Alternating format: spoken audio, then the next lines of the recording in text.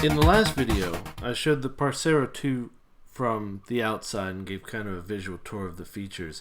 In this video, I'm going to boot it up and do some screen captures of what it looks like to actually use it, using the kind of pre-built SD card that came with it and all the utilities that are on there and things like that. Now, it's very nice that this comes with a pre-built SD card with Workbench and all of that on there. If you're a person that doesn't know how to use that, and even if you are, it's a very nicely set up environment. For me, though, part of the fun is getting my own Workbench set up and things of that nature. So the next video, I'm actually will go from 0 to something and walk through that. But today we'll just kind of walk through what's available, and what's available if you don't make the modifications to use the kickstarts on there. Because one of the things that when I recorded the last video I was unaware of, I should have known this, but I didn't, is that from a Kickstart disk on an Amiga 1000, you can only load the 1.x series of Kickstarts. Because how that loads is it basically transfers the contents of the floppy disk into some special RAM, and there's only 256 kilobytes of that RAM available.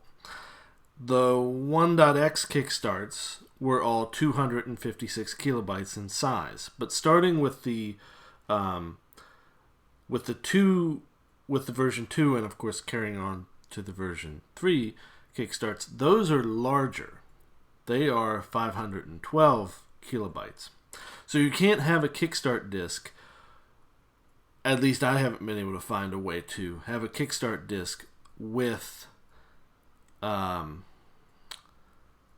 those newer Kickstarts. So we can talk about what we can do, what we can't do, without doing that hardware modification to use a Kickstart off the Parceiro. So one of the things we can't do is use those newer workbenches, which is okay, at least for my purposes. This was always going to be a big blue machine,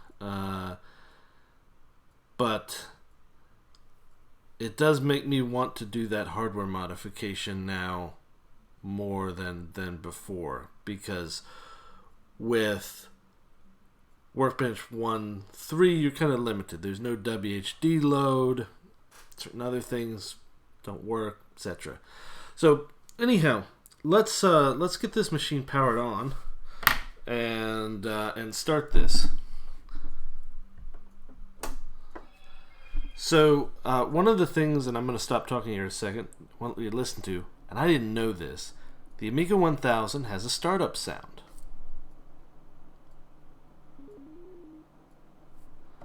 Hopefully you were able to hear that. It's very low. Even I have the volume capture at max here, and it's very low, but it's a little trill, and I had no idea. No other Amiga that I have makes that startup sound.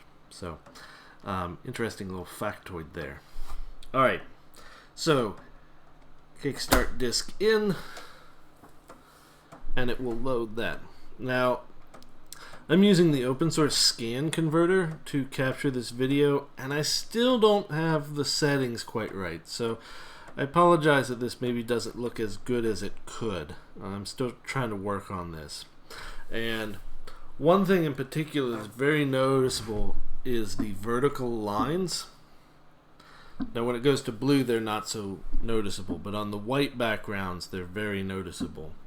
And this is because the way that I'm capturing this is I have a Commodore branded DB23 to VGA adapter. This was relatively common, came with the Amiga 4000. I've now got several of them just as I've been acquiring older Amigas.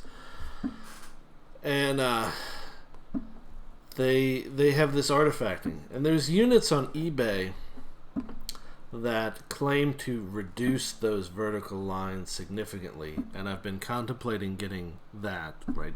They're units that they don't scan double or anything, they just clean up the signal a little bit for VGA or for capture devices like this. I also have a composite board for this, but what I found is that the open source scan converter has trouble locking on to the signal when it's RGB converted to composite. So until I do some more experimentation, this is going to have to be good enough. So, alright, so here we are, loaded into Workbench. I'm going to eject our Kickstart disk here. And you can see that we have our RAM disk and a nice icon for that. And then we have Workbench 1, WB1, we have a partition called Data,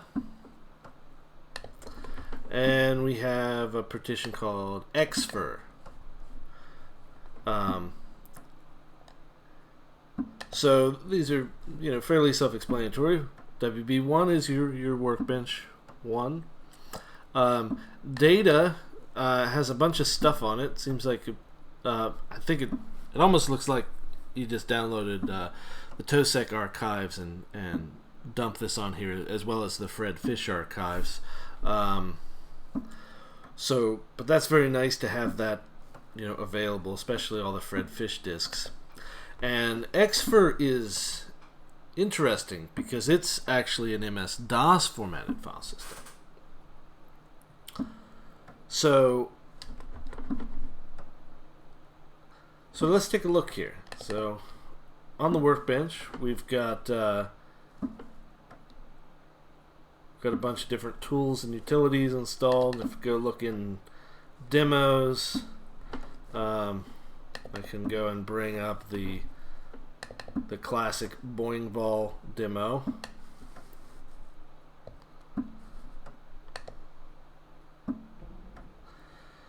And everybody loves that. That's the classic.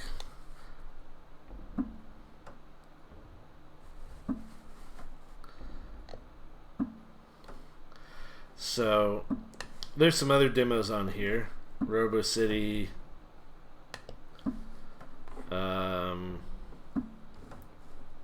Sizzlers, some other things. These are nice, wonderful to have. There's an interest directory, which is empty, near as I can tell, and we have a bunch of tools and utilities. So first, let's talk about the Parceiro utilities themselves. So there are two main items that David Dunkley wrote for this. One is the SD Toolbox. So let's talk about this first. So this is the partitioning tool that you use to deal with the SD cards. And in the Workbench 1.3 days, it's very common to have custom partitioning tools because there wasn't one included with Workbench from Commodore. And they were unique to each of the solutions. So there's like if you had a GVP Supra add-on, you'd have the Supra tools. Commodore had their own that went with the SCSI cards and other add-ons for their machines and things of that nature. It wasn't standardized. So this is the one from David for the Parceiro, and it's a nice little utility. We can load the partition table, which in Amiga terms is RDB, the rigid disk block format, that describes all of the different partitions, all of the file systems, and it's relatively easy here to add file systems. So one of the unique things around the Amiga RDB format is that you can actually have file system drivers loaded into the disk into the partition table so they can be auto mounted. And he's got buttons in here for both the old fast file system as well as the newer professional file system 3 and FAT95, which is MS-DOS Windows style drives. And he also has, and I'm not sure how this works precisely, but it's a really useful feature. You can actually have the RDB and also a DOS master boot record. Now, what does that mean? Well, remember when I said this XFIR partition here, or this XFIR drive, was MS-DOS formatted? And I've already started to do this. You can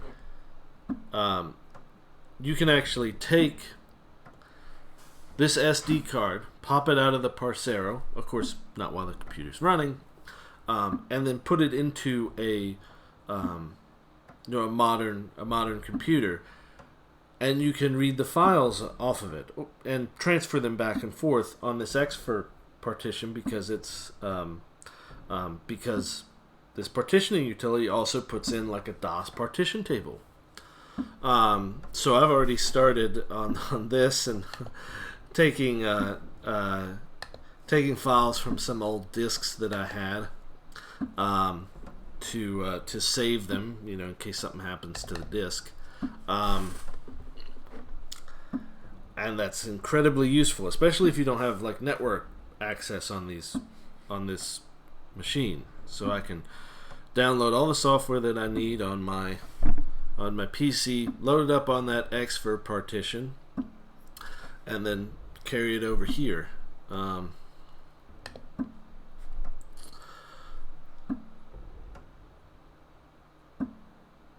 So very easy to add new file system types, and you can save and load the partition definitions to either the disk itself or to a file, which is great if you need to restore things. I've had situations where I've messed up my RDB on a disk, and it can be kind of a pain to recover partitions.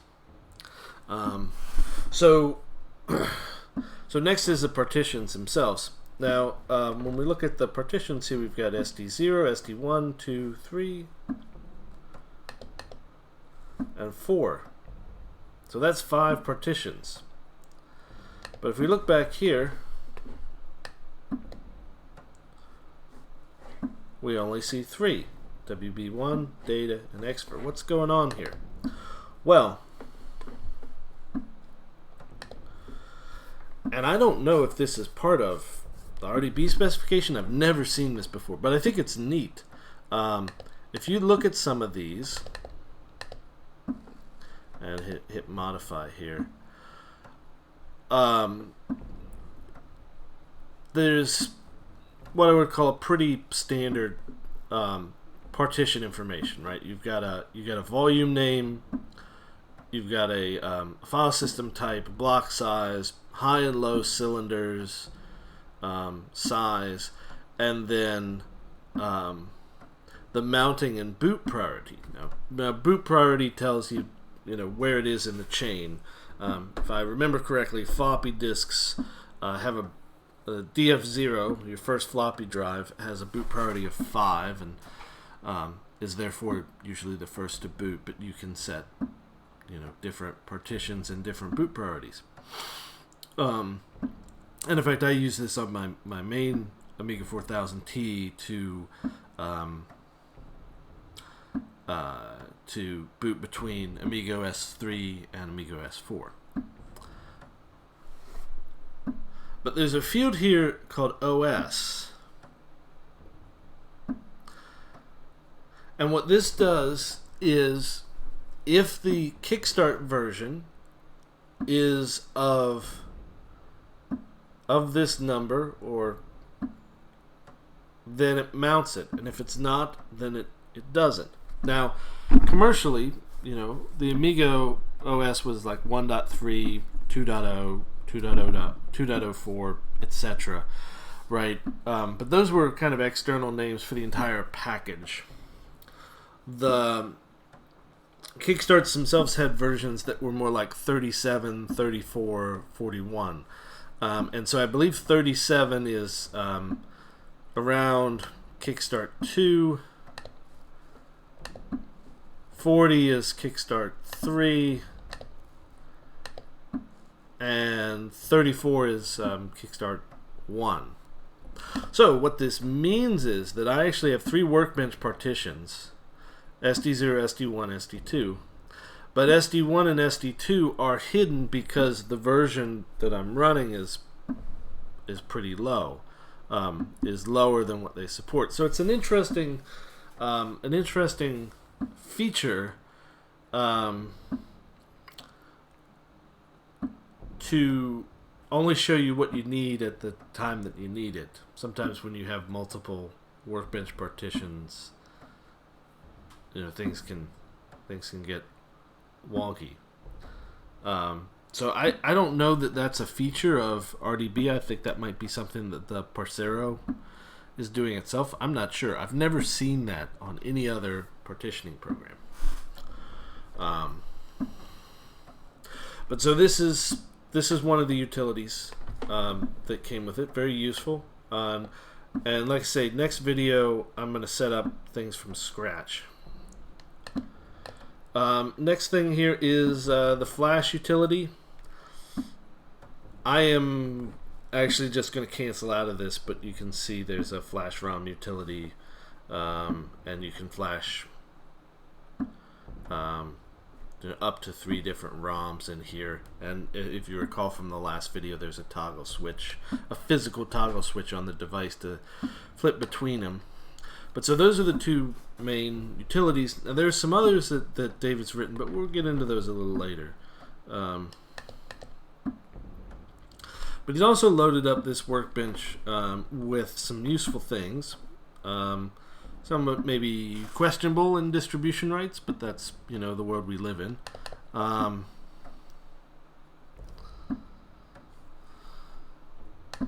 Got a copy of sysinfo here. Let's load up sysinfo. Now, run a speed test on this bad boy.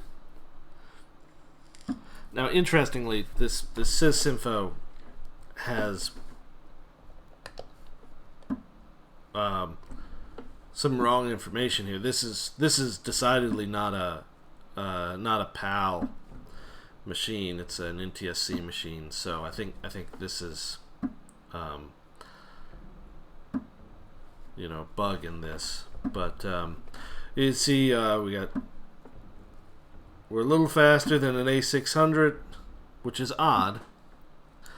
And about the same speed as an Amiga 2000 or B2000, which is the later revisions of that. And we can do some speed tests on these drives. So SD0, if I did a speed test here, and I've done this before, but it works out to roughly 300-ish kilobytes per second, which is pretty good.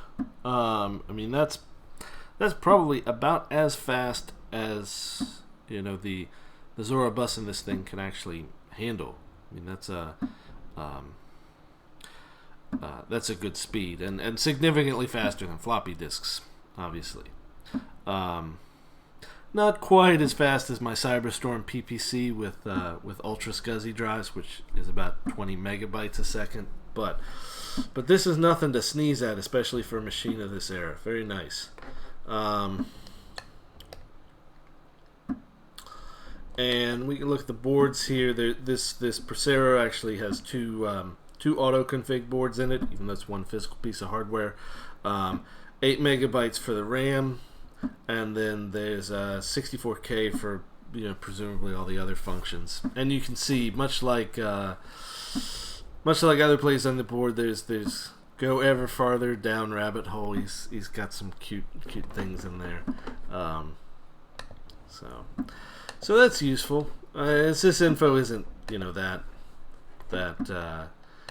one of those things you run once, but we've also got directory Opus, and this is directory Opus 4, which is the last version to run on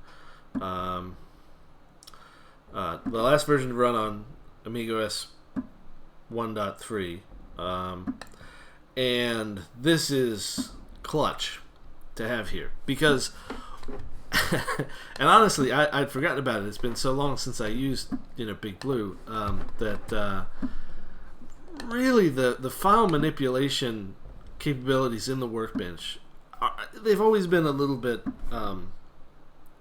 limited, but they're really limited in the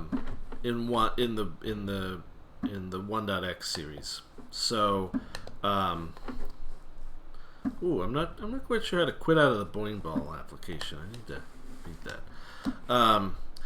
But this is pretty clutch because it lets you do all kinds of advanced file operations and see things without icons, and just a really useful piece of software. And there were other competitors to this. I believe this version 4,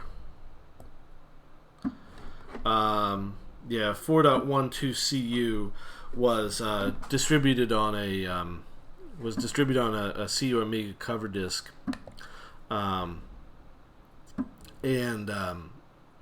later, of course, directory Opus 5, I believe, has been open sourced. So this is really useful utility he's added in here. In fact, I'll keep this up and running for a while here, just in case we need to go back to it. Oops, where's my workbench? Oh no. Alright, I think I might have to reboot. I'm not sure how to quit out of the Boing Ball application.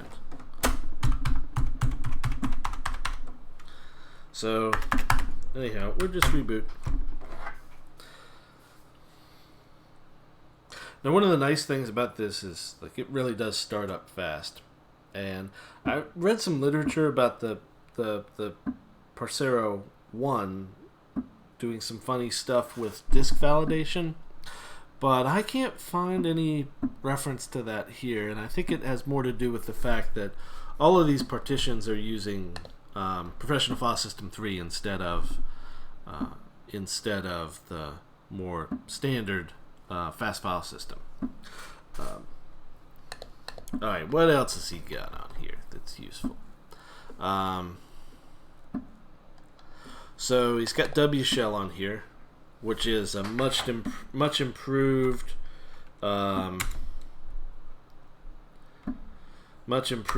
shell, as opposed to the basic one that's built in. You see it has scroll back.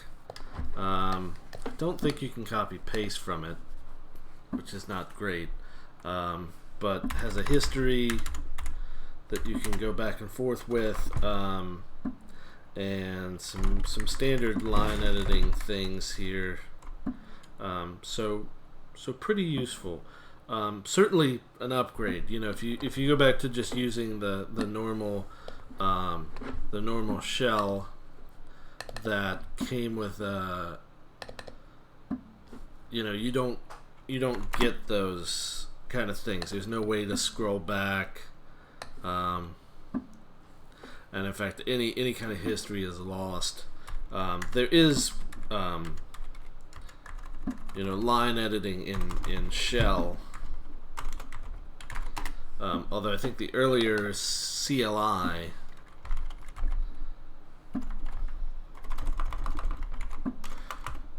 which would be like Workbench 1.2 and 1.10, 1.11, 1.2 doesn't have that. So it's really nice. Not as good as, like Vince said, on Workbench 3, but it's good enough.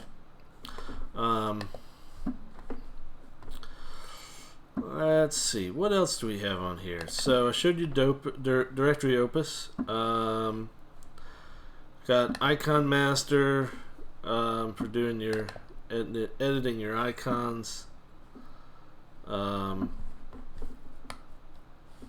which is a useful little thing.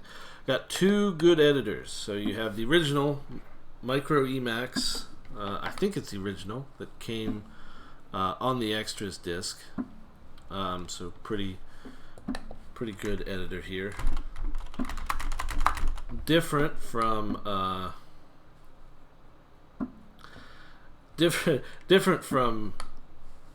normal Emacs, which I'm used to using. This is Micro Emacs, so a lot of the basic key bindings are the same. You know, Control P to go up, Control N to go down, A and E for beginning and end of the line. But a lot of the more advanced control, you see me using the windows here because they're different than regular Emacs.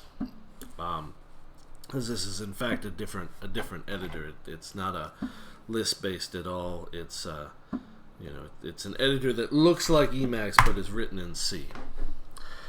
So then we have a more modern one called Reddit that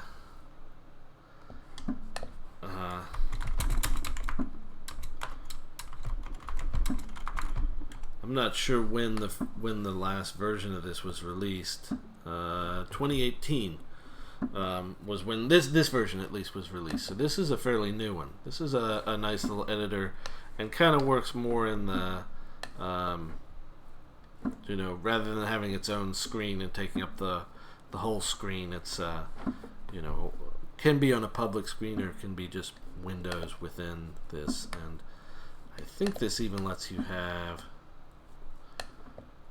Oh no, it looks like it's just one file at a time, maybe.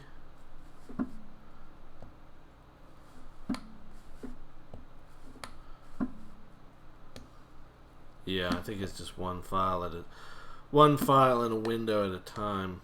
I don't know. I have to experiment a little bit more around that.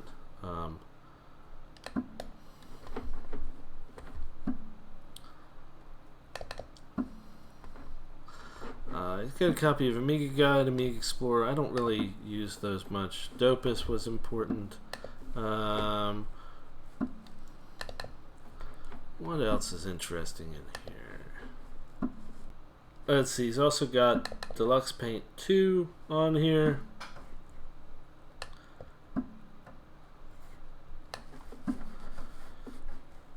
I never had an artist streak, so even though I own a copy of Deluxe Paint 2, I never could do much with it. But it's here. Whoops. May not be fully properly installed. Let's see. You also got Deluxe Music Construction Set, which I think was a pretty cool thing. Before the trackers, this really was a neat piece of software here. You could do Bach Fugue in G minor. Come to learn, this is actually called the Little Fugue. Found a copy of this on Recorder that I'll link in the description. This brings back a lot of memories from me. I still whistle this song every now and again.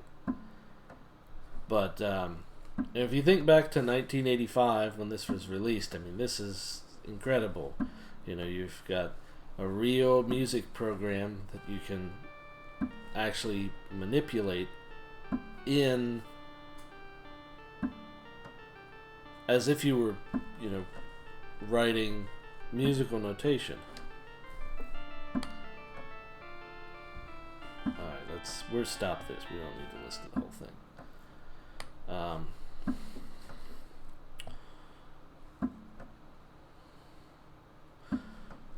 Alright.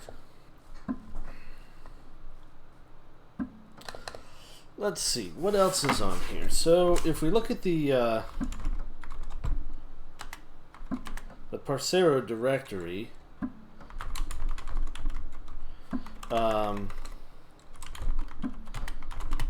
David's made some nice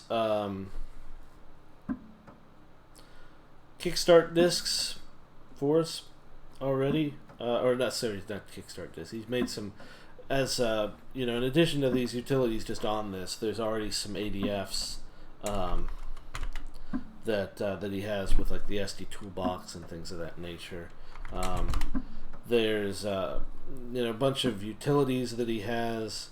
The biggest ones I think here are in my mind, are the ADF to disk and the disk to ADF, which are rewrites of like trans ADF.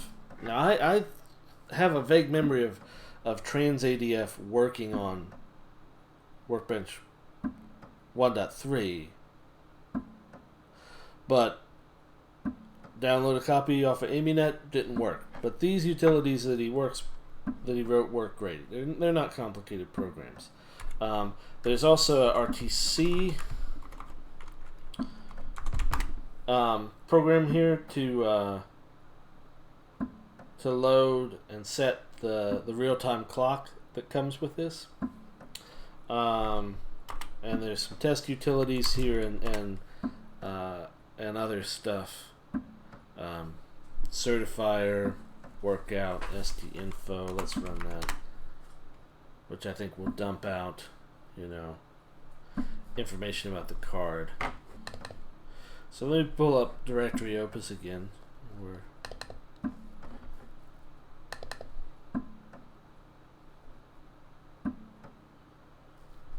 I want to take a look at the data that he has. Oops, that's the wrong one. I think it's SD4. Yeah. So this Fred Fish archive is incredibly useful to have on here. Now you can download this off the internet, but it's nice that it's just here. And so for those unaware, Fred Fish was a man. I know that the name almost sounds like a joke, but that was his real name. And he worked for Commodore, and he distributed for many years these public domain discs, over close to, maybe exceeding 1,000 of them. And you know, before the internet, this was a way that you could get software, and Fred Fish was just one of these. There were other ones where it was, you know, kind of a numbered series of discs that you could get software on. Early on in these were like, you know, source code examples for things to do stuff.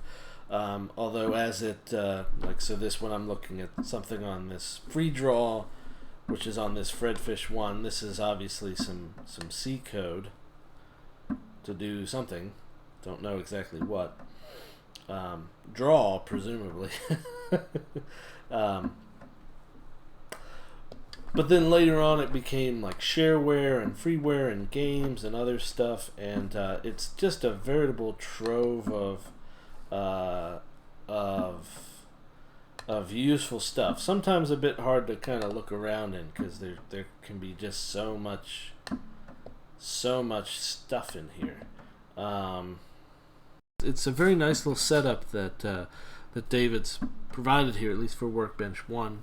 I can't, until I do that hardware modification, speak too much about the Workbench 2 and 3, but it's a very nice setup here. And you know, if you're not so interested in, you know, really customizing or, you know, setting up your own setup, it's a great starting point. So we're but I am not one of those people. I like to set things up myself. So next episode we'll go through that. I got a second SD card here, so I don't disturb this original setup, and we'll go through basically beginning to end of a setup. Get some software on here. And start to build out an ideal Workbench 1.3 setup. Anyhow, thanks for watching. Hope this was informative for folks, and we'll be seeing you next time.